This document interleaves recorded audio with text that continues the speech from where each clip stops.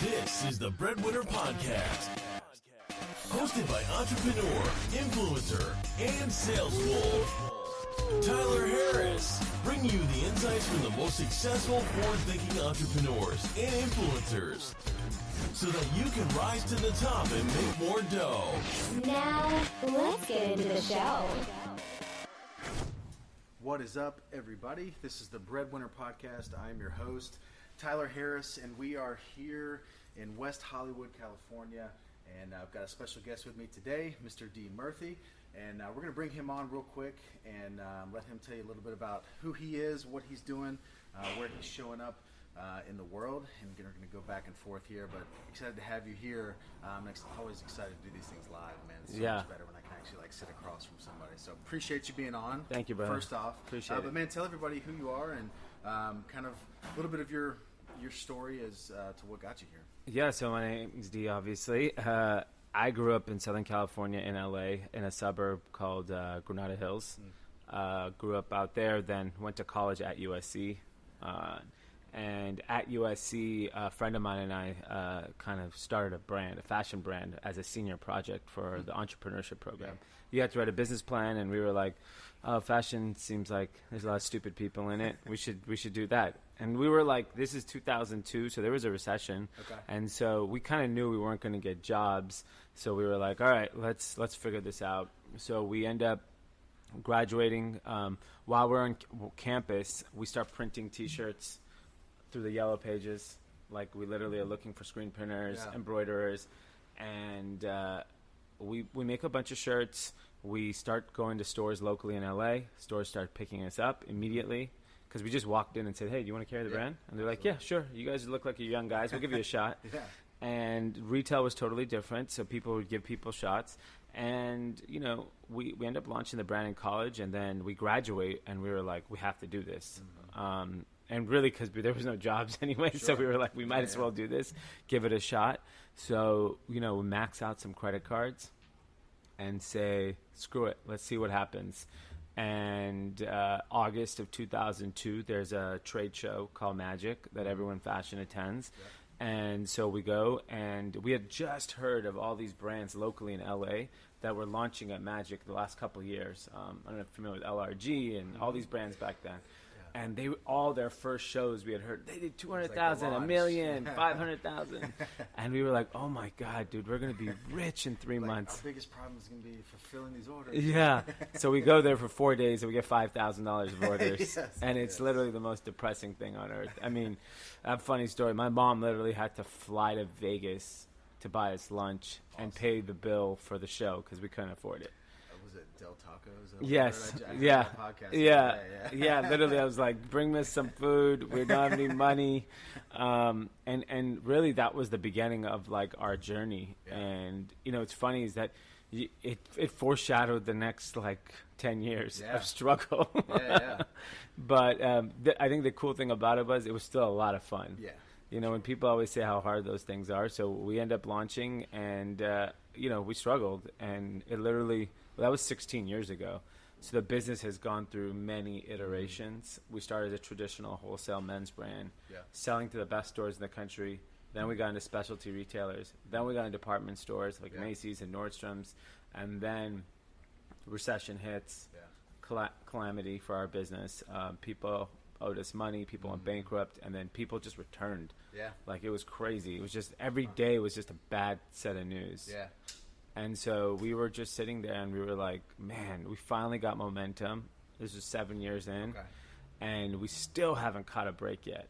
And it was so frustrating because we finally, we were doing millions of dollars of business, and we were like, damn, we're back to square one. And that's when we were like, we have to change the way we kind of talk to the customer. And we were like, we have to go direct. The problem was direct in 2009. Yeah, the internet was there. But driving traffic to a website was unheard of. Like, it was banner ads at best. No one was really searching for fashion like they do today. Makes sense. So we were like, okay, we have a website, but how do we get anyone to come to it? And we couldn't. We tried. It was up there, but it never did any business. Finally, we said, let's go open up retail stores. So our inspiration was always H&M. Okay. We wanted to be the American H&M for men. which was make really fashionable, great brand, accessible prices, because we thought that was the void in the market. Because, you look at even Ralph Lauren or J. Crew or Tommy Hilfiger, they still price out most of the customer. And if you're direct, there's no reason why that stuff is expensive.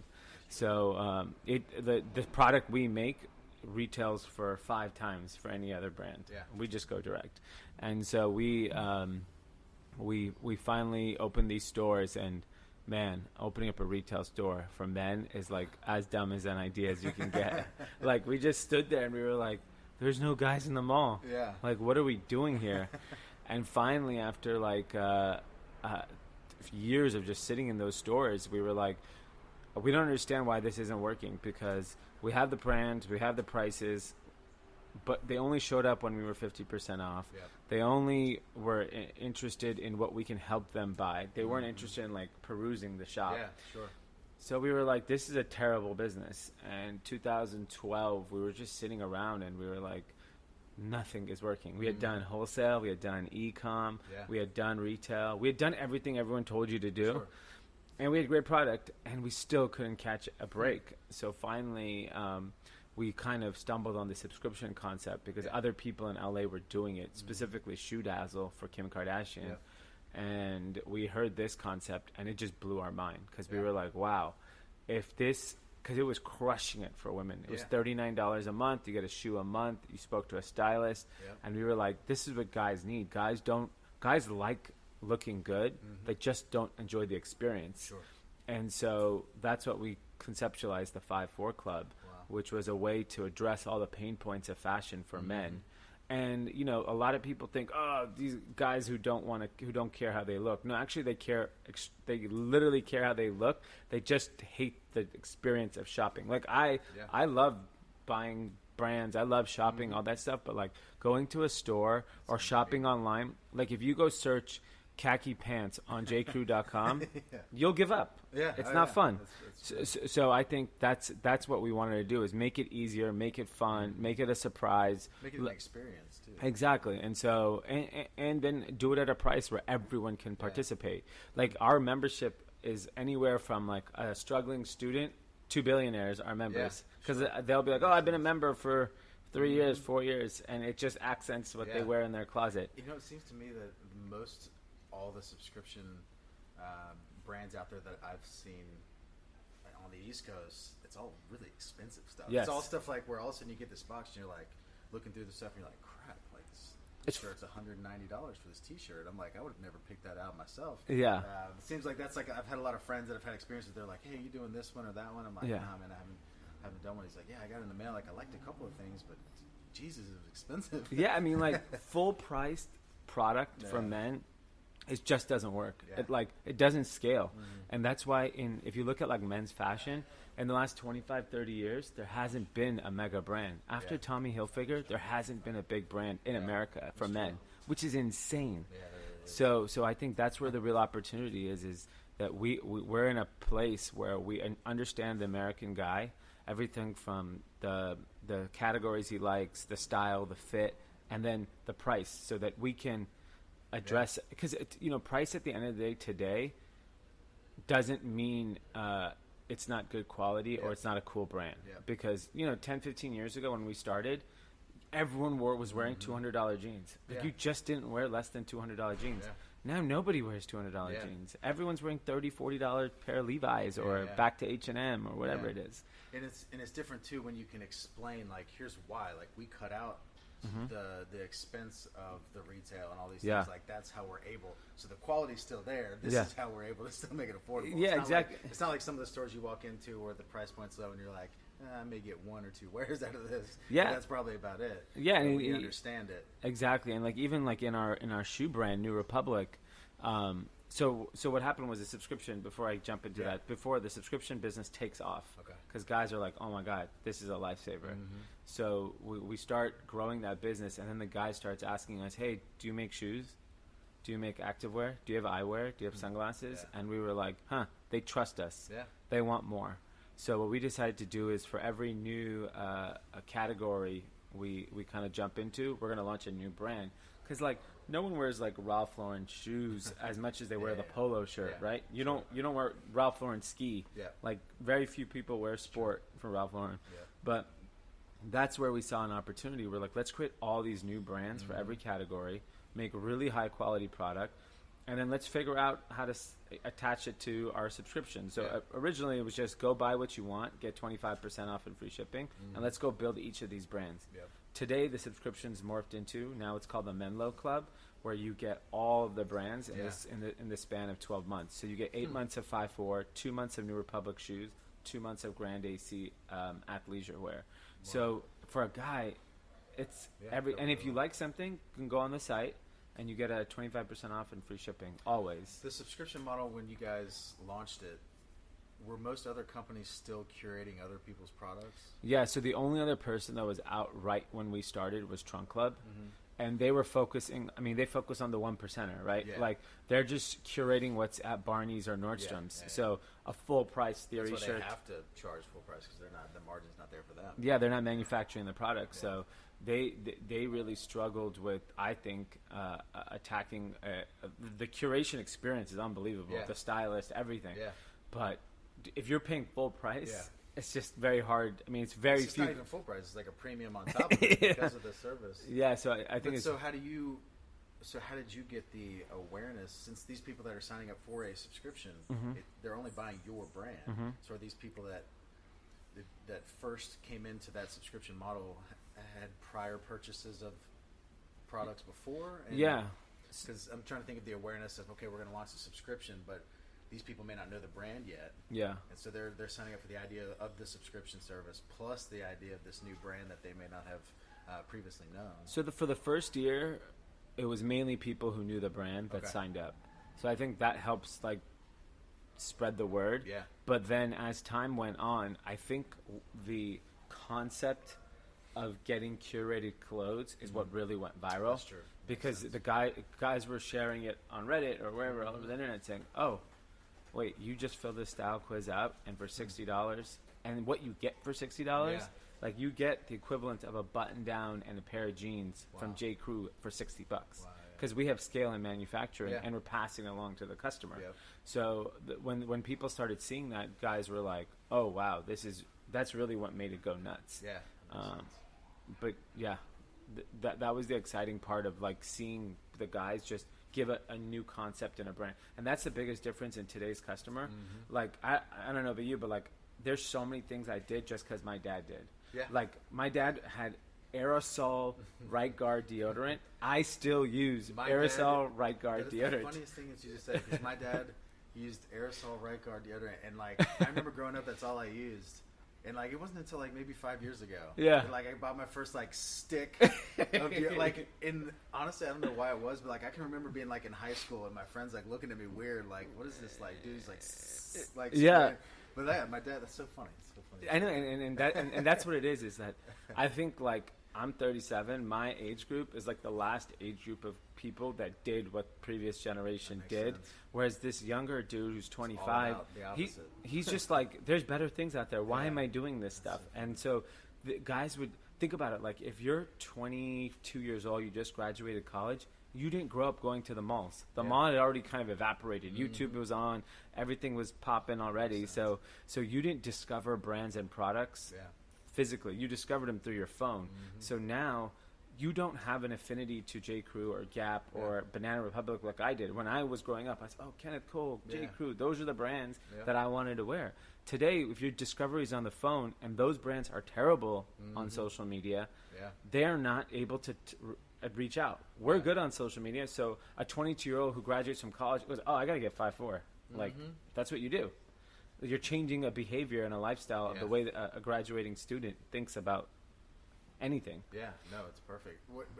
But what was that transition like going from, there's a big difference between printing T-shirts and then being passionate and all in on fashion. Like, there's a big difference. Like, so what did that transition look like for you? Was that something that you had a interest in beforehand, or was it something that you just, as you kind of stepped into this world, it kind of opened your eyes to these new passions that you so had? I definitely was never into fashion, primarily because I literally we didn't have money to spend clothes. But the idea of creating a brand was so powerful to me because, like, you know, like I grew up, you know, Nike, Jordan, Gatorade, and like I remember the emotional connection I had to those brands, and I was like, wow, we have a chance to create that. Granted, we're 2 idiot college students starting this, thinking we're going to create H&M, which is like not even possible to fathom. But we sat there and we're like, man, if we could create a brand that actually connects with people, that'd be an amazing thing. And then we started with the T-shirts, like everyone else does, and hats. And then when you're knee deep in something like this, you just move fast. One day you're making T-shirts, the next day you're making denim. And this was the tail end of when people were making product in LA. So we were able to walk into a denim factory, walk into a jacket factory, and we learned. And then people would say, you need to go to China. And one day we just went to China and we figured it out. And like we literally just kind of showed up there. We knew one guy. He introduced to another guy, and next thing you know it, you can make anything you want in the world, which is literally like we're launching deodorant, you know, this summer. So it's like, so I think like, you know, the idea of like when you're starting in manufacturing in Asia specifically is one of the most mind-blowing experiences because there's no limit, you know. And I think that's where the exciting part of what's going on in the world today is that everyone has access to it through Alibaba. Right, and then you take the Alibaba experience, and if you show up to like Canton Fair in Guangzhou, where the fair happens, you're just like, even if you're not into this stuff, you're like, man, like you can make this candle. Like there's a guy making this candle for $1.50, and you'll find him, and you'll be like, oh, I'm gonna import this candle to. It's so funny when your mind opens up like that. There's a guy from our hometown that I used to meet with a couple of years ago, and he just through a random connection found this company in China that would make a couple of different things for him, and of all the products, he starts selling mailboxes. Wow! In the U.S., and he's getting them by the container from Asia, and he's making he's making a great income. Yeah, and he like literally that's it. He has one relationship. Yeah. Every few months, he gets a container full of mail, like full size mailboxes. That's and he crazy. Sells them at shows and sells them, and I'm like, how did you get in the mailbox business? He was like, oh, it was just one of the three. And thought it was the best of the three. I know, and it's like randomly, it's like the margins were there, and he was just like, I don't know, everybody needs a mailbox, I guess. Yeah, and I think the crazy thing is as transparent as all that stuff is, there's still so much more opportunity. Yeah. Like, you know, there's so many categories that I look, because I know how much everything costs now. Yeah. I'll be looking around and I'll ask, oh, how much you pay for that? And they're like, oh, we pay, like my friend's restaurants, Delilah, they had a big argument the other day about they were paying $1.50 for pens. I'm like, $1.50? You can get hats for $1.50. But yeah, I mean, you see, there's just clearly opportunities, and I think that's what got us excited about fashion when we realized, oh wow, we can actually make anything we want, and that's what really separated. So in that case, denim was the thing. Yeah. So streetwear was early in LA, and everyone was doing t-shirts and hoodies, but nobody was doing denim because it was hard to make, and making it in LA was very expensive. We met someone that was importing a lot of denim from China and kind of helped us curate that concept in Guangzhou. And so we started making jeans. We didn't even, I mean, they were so ugly, the first set of jeans, but we were just like, we're making denim. So 5'4" had denim when no one else did in our little niche. Yeah. And then finally, that's really what took the brand off, is that we became really, like, we probably sold 3-4 million pairs of jeans in the last last decade. So I think that's really been the catalyst for a big part of our growth. Now, are you a part of the design process in that? Is that something that you enjoy? So, I mean, I give creative feedback. My business partner is creative director. We have a design team. But I think at the kind of scale we're at today, it's important that I don't disrupt the creative flow. Sure. So I come in at the end and try to be constructive because, you know, it's their passion. It's just something that we're working. And, you know, working with creative people, you got to be super sensitive to how you react because there'll be stuff they do that just sucks. Yeah. And, like, I can't say that to them. Trust me, I know. So I'm really, like, careful about it now because my partner's like, you can't say that to people. You can't just tell them this is ugly or black. That guy didn't sleep last night because he was working on that specific thing that you just said was horrible. Yeah, so I am involved. I give feedback, and I like to use data to help them come to their own conclusion that this is the right or the wrong thing. I'll be like, oh, did it sell well? They go, no, actually it didn't. I'm like, oh, okay, so maybe we shouldn't make that anymore. Like, that's a better way to get my same point across. Yes, it'll cost us a little money, but it's the right way to kind of approach things. Have a lot of your designers been on board for a long time? So that's a position that actually is healthy to change out for the designer and for us, because I think when you're so creative, you get burnt out working on the same thing. Yeah. So that's a position that we expect a lot of turnover over time. And I think it's good for both parties. I mean, a lot of our designers have gone on to do incredible things and built great brands, and we support that. Like, have there been a few, maybe not specific products, but styles or trends that maybe you felt you were super instrumental on? Like, you saw this, you were out having coffee on the street somewhere, you saw this person wearing this, and you came back and you said, we've got to do some of this style, and that took off? Or have there been any stories like that? Yeah, so there's been a ton. So early on in 2002, it was the trucker hat. Really? Yeah, so Ashton Kutcher wears Von Dutch on Punked, and trucker hat exploded. And Pharrell was wearing it in, I think, Front and Video or one of those videos. Yeah. They were both wearing trucker hats, and we were like, we just have to make trucker hats. Because Von Dutch's hat was, I think, $80 at the time. So we're like, we'll do the $30 trucker hat. Yeah. By the way, a trucker hat is the cheapest possible hat to make. So it's like promo. It's like corporate promo. Material. Exactly. So that actually ended up happening many times where we found a trend. So trucker hat was one trend. Then a few years go by, all over prints. I don't know if you remember when every T-shirt, every hoodie had like money signs and knives and whatever, just weird all over prints. Yep. So we did that trend, and so on and so forth. Like last year with track pants with Young and Reckless, we saw track pants. We're like, everyone's is $150 to $1,000. We did the $30 track pant. Yeah. So there's just constantly, even now in our shoe business, New Republic Man, we look at brands like Common Projects or Saint Laurent and all these luxury brands, and we don't make our shoes in Italy. We make them in China, but the quality is on par. Yeah, like this is a $500 sneaker from any other brand. For us, it's $89. Wow! And if you're a club member, you get it in the $60 package, twice a year. So I think like we've been able to. We always are constantly identifying trends and things happening in the market and seeing how we can kind of take advantage of it. That's awesome. I know on one of the videos that I saw recently, you talked about travel being a huge part of your life, and you were talking about how you recommended to everybody like as much time as you possibly can, or to at least consciously set aside time to try to get out and go places you've never been before. Yeah. Talk a little bit about that. When did you start traveling? When did that become a huge part of your life? So my parents are from India, so every other year we used to go spend the summer in India. Yeah. We may stop in London, may stop in Singapore, and I dreaded it.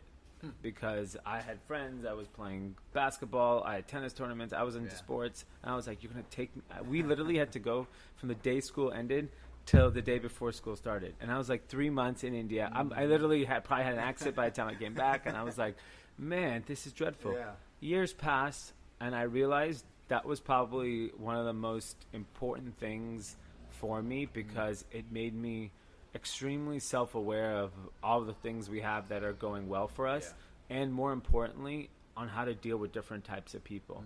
I see so many people especially because of like the mobile phone age, that struggle with personal interaction. And they're incredibly good on the phone, but like when you meet them, you're like they're awkward, or they're not self-aware in how to handle themselves. So I realized, so I used to travel either with one person, with one friend, or now my wife, my at the time girlfriend. I was just like, all right, let's go somewhere, for the weekend. Even if we would go across the world for the weekend. Sure. And I made friends all over the world, and I knew how to handle all different types of situations, and all different types of people. Well, it could be poor people, rich people, people that are aggressive, people that are passive. But it taught me, and the way I kind of got comfortable with traveling is when I started my business, I wanted to meet everybody. I don't care what you did. I wanted to know you. And I used to go by myself to events, which isn't a common thing to do. You're like, oh, you bring a friend because you want to have someone to lean on. I would purposely go by myself and just put myself in those situations Wow. where I had to go talk to Yeah. people. Because I think, like, at the end of the day, especially when you're in a business like fashion, there's no skill set I have that anyone can attain. Nothing I do is that special. Yeah. It's just relationship Yeah. building, really, at the end of the day.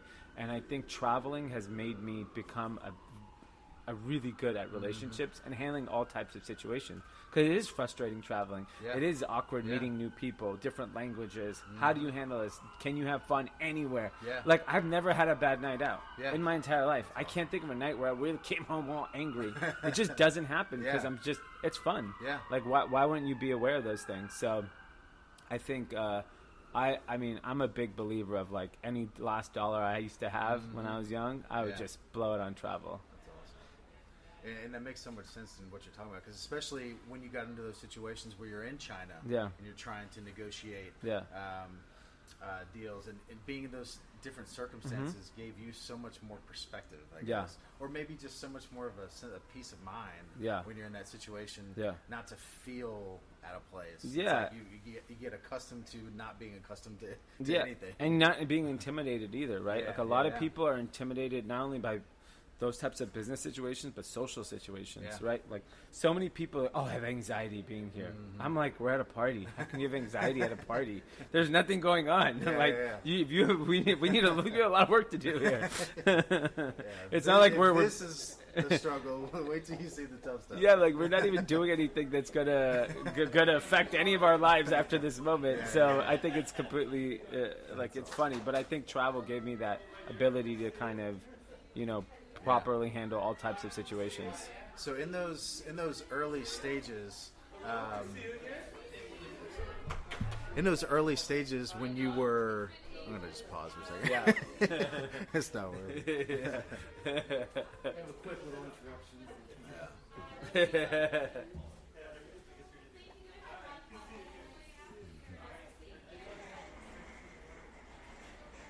All right.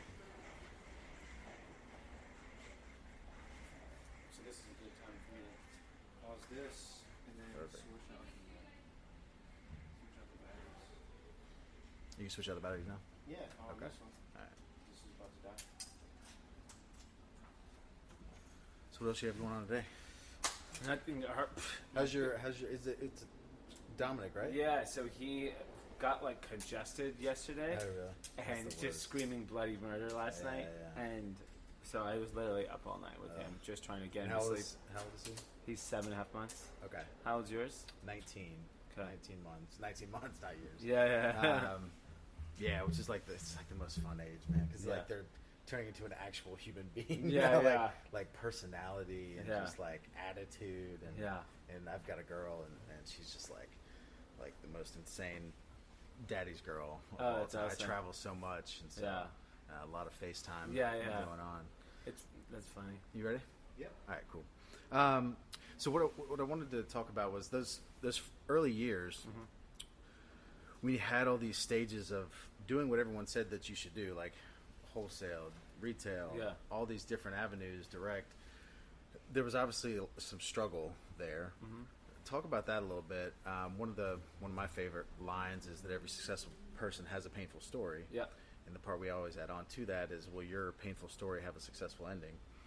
So what were some of those painful stories in the beginning that really made you who you are today? And looking back now, those things happened for you, not to you. Yeah, I think the most challenging part of those early years, and I'm going to just be very specific, is lawsuits. Yeah. Makes sense. There was, so when we graduated, we were 21 years old, and we went to USC, and a lot of people in USC alumnus were in fashion. So we got introduced to them. Yeah. And a guy goes, I'll help you make something. So we needed help making some T-shirts and some hoodies, and I couldn't pay him. It was $6,500. And I said, hey, can I pay you $500 a month? Yeah. Just like put it over a year. Sure. Said no, and he sued me. There's an alumnus of my school who's Yeah. extremely wealthy, Yeah. inherited the business from his dad, so he's not even like a true like you should have compassion. Yeah. And we got sued, and I was like, wow, that really happens.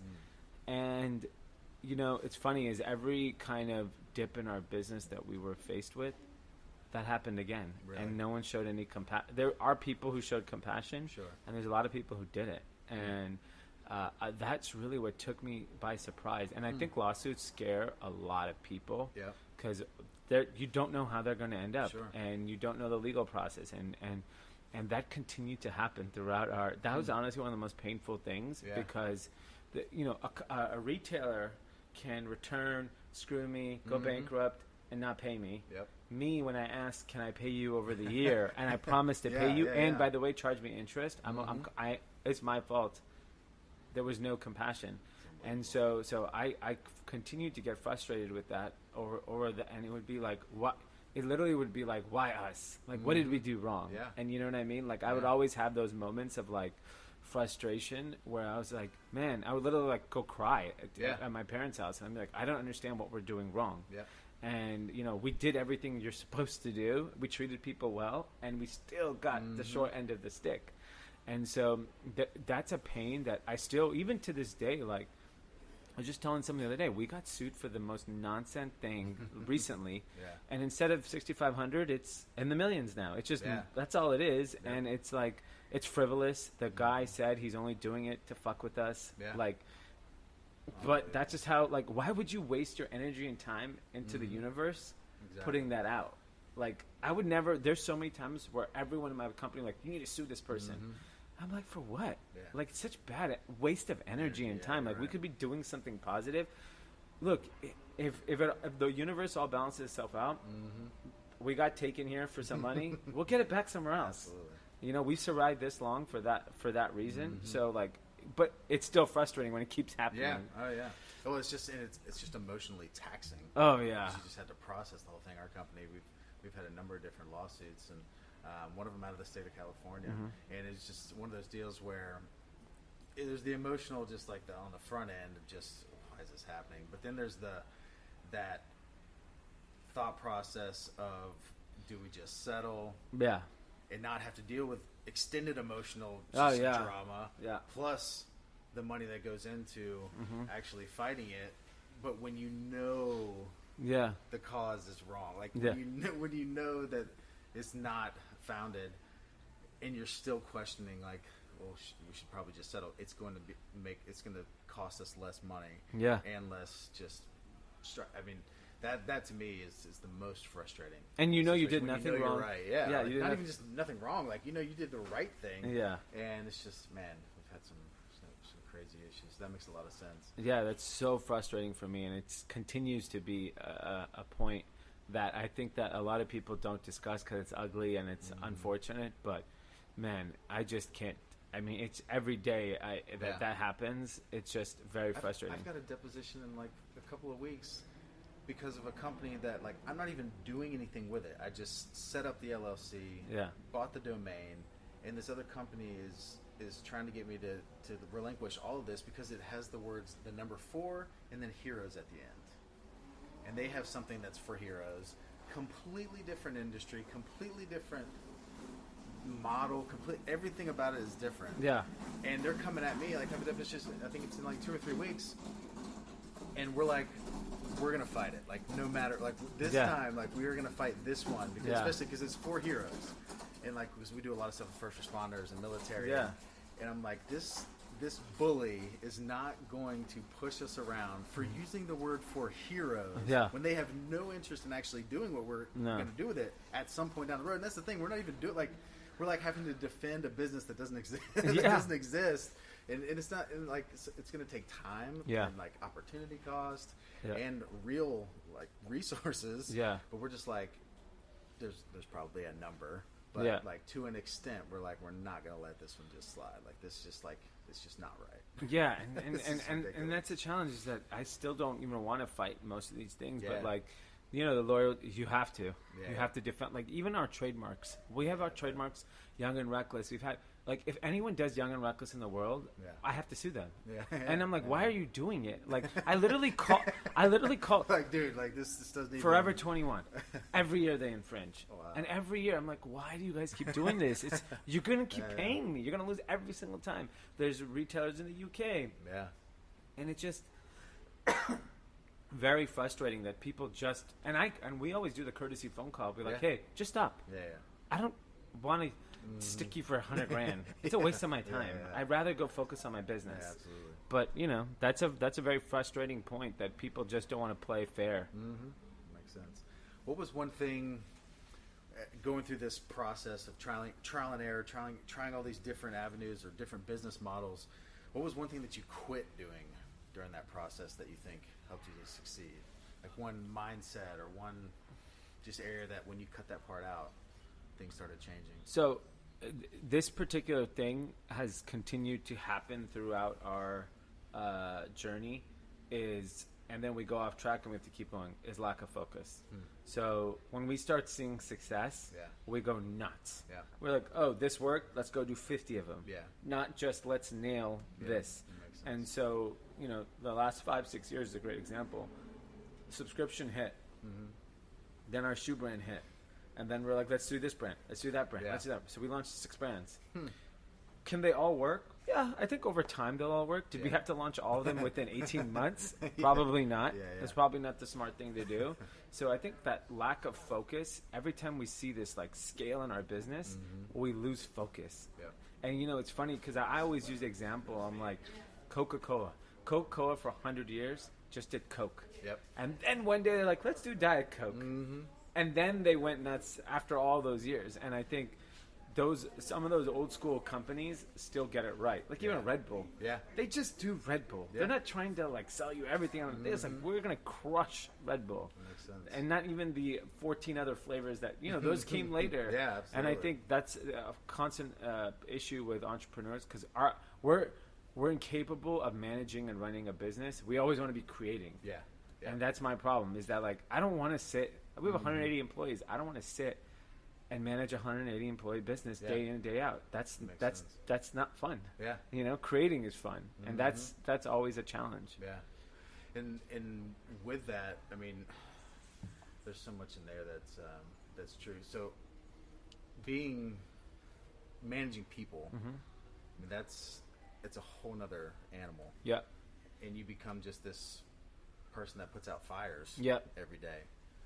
What's some ways that some things that you've implemented on kind of like your daily routine to make sure that your main priorities are getting taken care of, to where when you get to the office, it's not all this stuff coming at you that you've got to just handle reactively, that you're able to kind of prioritize your day and get stuff done?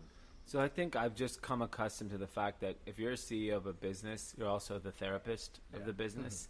And that is just a part of daily life for you. You have managers, you have folks that are going through things, are frustrated, may have a personal issue, may have an issue internally with people. And I just know that's a part of my life now, and I can't avoid it. So I'd rather just confront it now and deal with it. Before I'd kind of hide from it. As like when I was learning how to be a manager of people, I'd be like, I don't want to deal with Joey. He's just driving me nuts. Like, Absolutely. like I'll just put it off. And then, we when we hired our HR team a few years ago, they made us just like, you need to go talk to him right now. I was like, okay. So like that really changed the way we handle those types of issues, because before it was always avoiding it because it's not fun. It's not. It's absolutely. confrontation about someone's weaknesses are not fun to have. So speaking of confrontation, businesses, partnerships. Obviously, it's a huge issue that people have. Yeah. What's been some of the keys to your success in that partnership, that relationship, that dynamic? Because historically, they don't work. Yeah. Our business, we've got 4 partners, all of us, and it's worked extremely well. It's because of some of the things that we laid out on the front end, that like non-negotiable type things that we would always stick to. But for you, what does that look like? I think for us, it's been now 16 years between my partner and I. We've kind of gone through a lot. And I think there's sentimental part where we want to see it through no matter what. So that's one issue. One thing. The other is really, we both know our place in the business, and we have to play our part. And I think we respect the others. Well, there's no doubt we have issues constantly. Sure. What he has issues with what I do, I have issues with what he does, but we'll go talk it through. And like my brother's our CFO. I'm very close with my investors. We're all, it's a tight knit group. and we can fight and argue, and it's no hard feelings. Yeah. You know, like I've been working with my brother for 11 years every Yeah. single day. We fight. Yeah. We fought our entire childhood, and we fight as adults. But at the end of the day, we just after 6 p.m. we're like, oh, let's go get a drink. Yeah, yeah. Like, Yeah, exactly. and, you know, and I think a lot of it is like you can't take it personal, Yeah.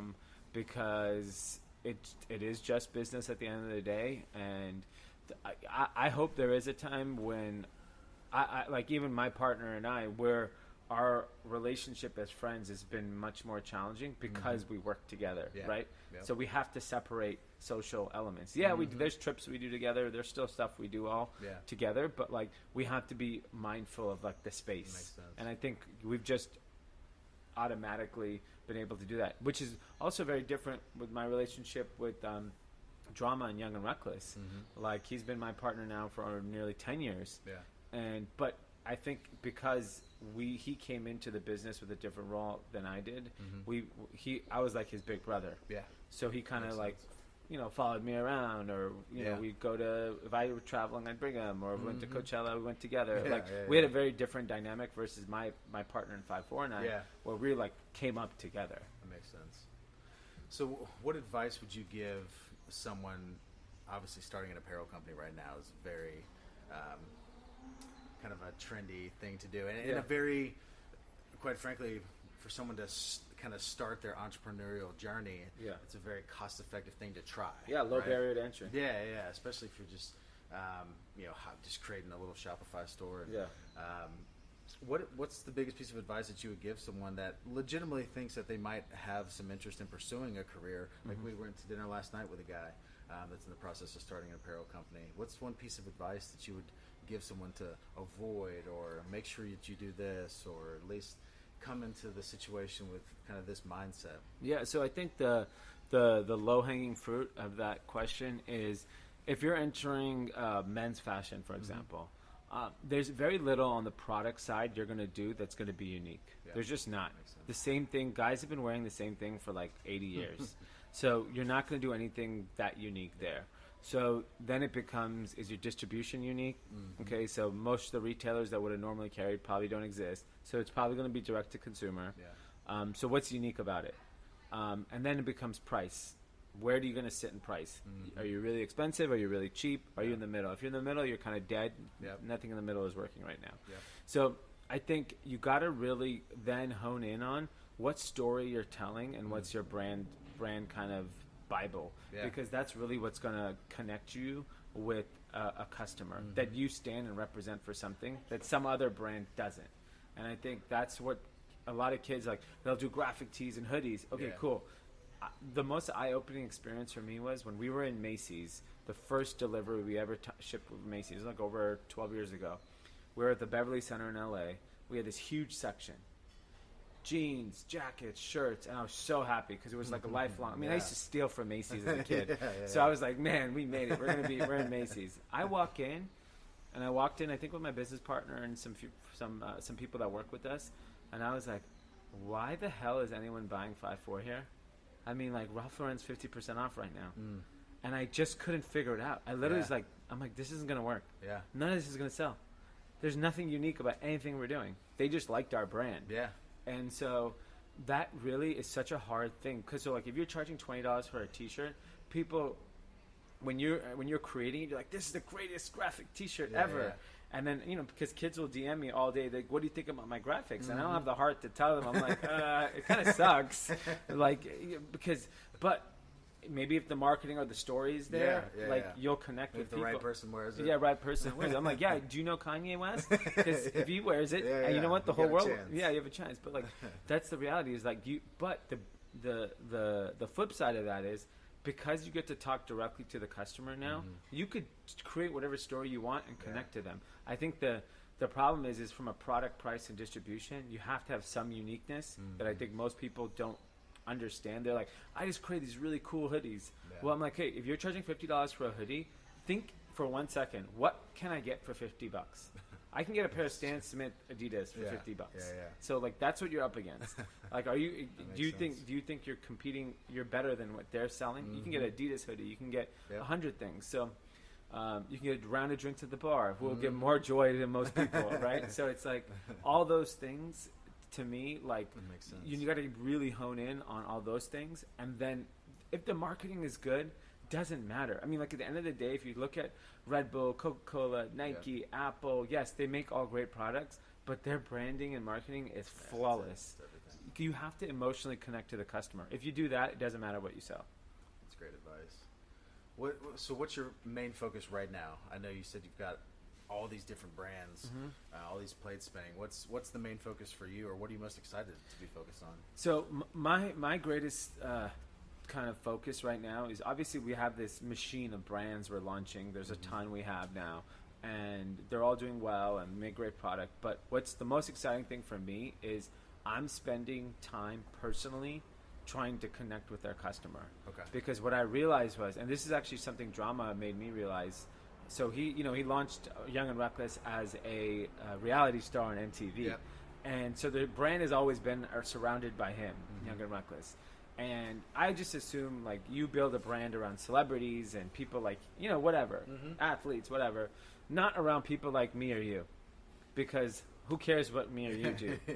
And then Drama one day realizes, he's like, you know what? I think a lot of people care. He's like, you're attainable. That's interesting. We've done partnerships with celebrities like Chris Paul, Yeah. Cody Bellinger. I mean, like crazy A-list stars that we've done deals with. And at the end of the day, they have a skill that none of us will ever have, right? They're unicorns. And so our customer can't relate to them. Yep. And then what I realize is at the end of the day, people connect with people now. They don't connect with brands. Absolutely. And that's the real opportunity I see in our business today, is that we've been telling you to connect with our brands, but you're more likely to connect with me. Yeah. And guess what? You could probably easily be me if you put the work and the patience in that. And I think that's my focus now, is like, go build these brands and connect them to us personally, because if you know why we worked with Chris Paul, or why we did this collaboration, or why we created this shoe brand, you're going to be like, damn, that's cool. That's legit, It's not just because, like, oh, you know what, we can exploit footwear, we know how to like make it better than everyone else. That's far from the case. We actually, there's a deep story in everything, and every name we've created, everything. We've just never shared it, and that's really what I want to focus on. And so that's where obviously a huge increase in the social media stuff that you're doing, the podcast, the vlog, the weekly vlog, and all these things. That's, I'm assuming, your way of kind of giving people that window into your life, which is so smart. And that, for me, that was the main reason why I got on social media, was because I would looked at this space of, you've got someone that between, let's just say, 75 and 250 grand in income. And that person wants to go get something for their motivation, inspiration, or just learn something online. They've got one of two people that they can go get that from. A multi-millionaire that it's just not relatable, because their infrastructure, their lifestyle is just and so they're so far distant out of from reach. this Exactly. where they were. Or you had the person faking that to that. And so there was like this gap in between there, where someone that was still relatable and was still maybe in the process of that climb and leveling up. And so that's what I wanted to do, is step in that gap and be able to kind of take people on that journey with me, knowing that what happened to me over that 3.5-year period, and this transformation and growth, knowing that that was going to continue, being able to really connect with people in a huge way now. That way, when I am at that level, that hopefully I will have brought some of them along with me. That's but awesome. at the very least, I'll still be relatable, because they'll have watched me do it. Yeah, so true. And so that was the whole thing from day one. And so what does that look like for? Was that like an uncomfortable process as far as doing more content, putting your story out there more, or was that kind of just a natural progression? Yeah, I think, it's funny is that all the stuff that like I've started doing were stuff that's already happening in my daily life. I just put a camera. You know what I mean? And so obviously having a camera in front of your face is odd at first, but once you realize it's not there, we are discussing these things, like Drama Nice podcast group chat. That's what we do in the office in the mornings. We're sitting there talking about world topics, and he would come and ask, like, what do you think about this? And so that's real. And then it's so good, by the way, too. Like it's like a perfect it's like the perfect combination of like being like super laid back and super just like chill, but actually like good information and it's current. It's like it's interesting. It's very unique. Thank you. The dynamic, but it's like a perfect mix, I think. Yeah, and I think that's where we're seeing a lot of opportunities. Just share those stories, because even just if you're into fashion and you saw the people that walk through my office every day, and I was able to share that, and all the brands that have been created when they first came, goes, hey, I'm starting a brand with XYZ, and it's funny because everything that happens in fashion, because we've been around so long, we get the heads up first, or we get offered it in most times. So I think that people will it'll also lend some credibility to our business, and we're like, damn, these guys are real. Yeah, they're actually in the mix of the conversation. We were never good at telling on social media, because probably because of our age, we're just not good at telling that story. So now I'm learning how to do that. What are you seeing a huge increase in traffic and sales? I'm assuming social media is probably 80% of what you guys are doing marketing wise. Yeah, so it's definitely between paid social and organic social. That's pretty much 90%. We still do traditional stuff. We do buy billboards. We have some sports sponsorships. We'll do stuff like that. But that's really to reinforce the brand. It's not what drives top of funnel prospecting customers, right? Like, we just still need to go and, like, our customers are our biggest supporters. So like YouTube unboxing, stuff like that. Like, there's like 30,000 of those for our brand. So I think social media is really the future, and I really believe in the power of YouTube. And I feel like I'm late on it, but Will Smith just got on it. So I mean, it's just the way that it's going to be. I think it's such an early stage, because like my age, it's earlier than people realize. Yes, and because like in my age group, people still come to me and say, "Oh, my first time I went to YouTube, I saw one of your videos." Like, first time, it's like first time I got on the YouTube. Yeah, even me. Like, YouTube to me was where I watched music videos. Up until like 6 months ago, where I was like, damn, there's actually some good information like here. TV, I mean, like, Breakfast Club is my favorite, but but I mean, there's just actually really good entertainment. So now I'm training myself to put it on the TV. I just let videos pop in, pop out, and like, it's so funny. But like, I'm a huge Gary Vaynerchuk fan, and it's so funny what he says is true. Like, everyone looks at this social media game, just the current state of the internet, and they think that it's like beachfront Malibu, like it's all taken. But what they don't realize is like second row, third row, fourth row, like it's all open. They think the whole neighborhood's closed. Yeah.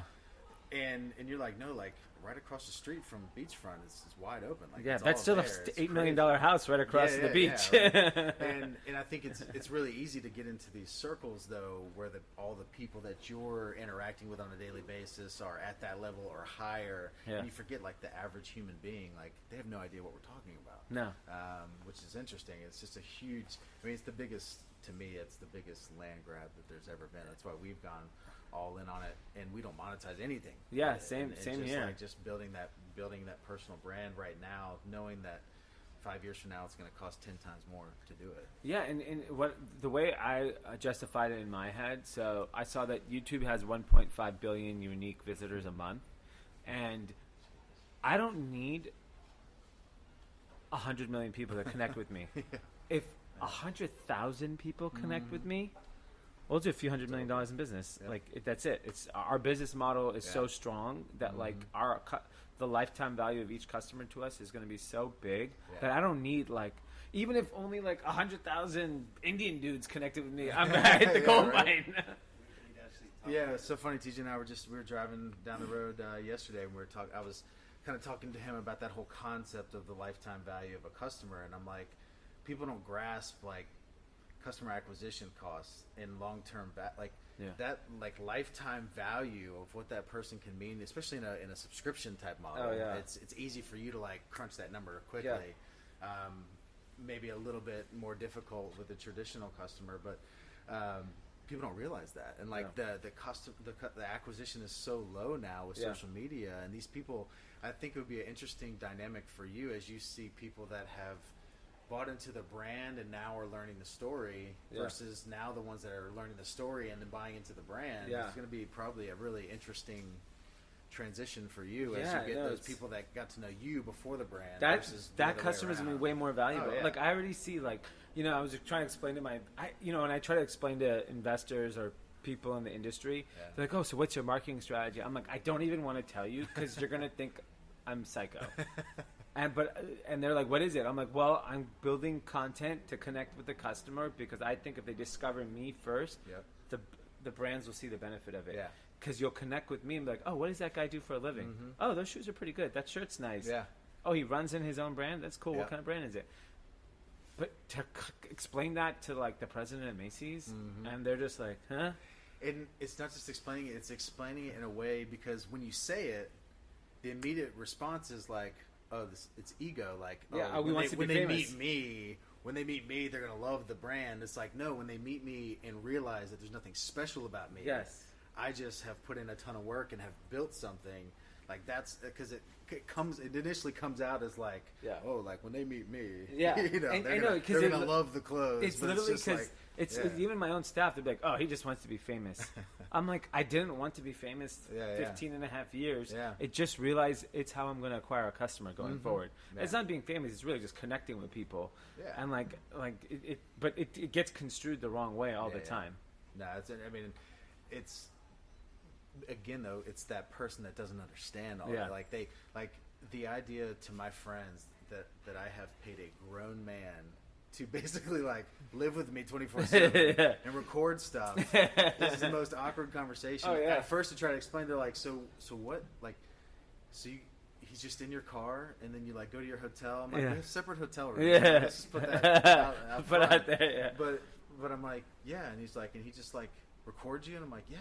Yeah. They're like, yeah, I don't know, like, Yeah, it's like, and there's just I'm sure it's disconnect. even There's harder disconnect. from where you're from. Yeah. Here, at least, Oh, everyone's yeah. vlogging Oh, everything it's, down. Yeah, it's very much different in Greenville, South Carolina than it is here. Yeah. I mean, here if we walk out to Sunset, Yeah. everyone has a camera on. Exactly. Yeah. Well, it was so funny. We filmed a bunch of content yesterday down at the Paseo Hotel in Huntington Beach. Oh yeah. We're doing an event there in June, and we did some promo work down there. And it's so funny because there's all these people. We got like a couple of videographers filming, Yeah. and like everyone's looking Like, at us who are you? Who is that? Like, Yeah. Who's that? Like, everyone. I was like, they have no idea. Like, it's nobody. It's nobody. But it looks like it's somebody. It's That's so funny. But yeah, man. Well, I appreciate your time. I appreciate you meeting with me in person. Where can people find you online? Where can people go check out some of these brands? Like I know you've named off a couple of the names, but like tell everybody where they can go check it out because I want them to do that. Cool. So if you're interested in the subscription side of the business, it's called themenloclub.com. Okay. TheMenloHouse.com is all the brand's kind of e-commerce website. Okay. And you'll see New Republic, Grand, all our collaborations. And then me on social media is at Dee Murthy, Instagram, Twitter, all that stuff. And I'm on YouTube too, but I think it's Dee Murthy too as well. I don't know. I'm still learning. Just search on the YouTubes. On the tubes. On yeah. the tubes, just tube it. Dee Murthy. Cool, man. All right, guys. Appreciate you being here. Appreciate you guys joining us. Make sure that you hit that subscribe button and leave a review of the episode. And until next time, we will see you then. Thank you for listening to the BreadWinner Podcast. Make sure you subscribe to the podcast and leave a rating on iTunes for a chance to be on the show. Send a screenshot of your iTunes rating to @TylerHarrisPage on Instagram, where he'll pick one person every single week. See you next time on the BreadWinner Podcast.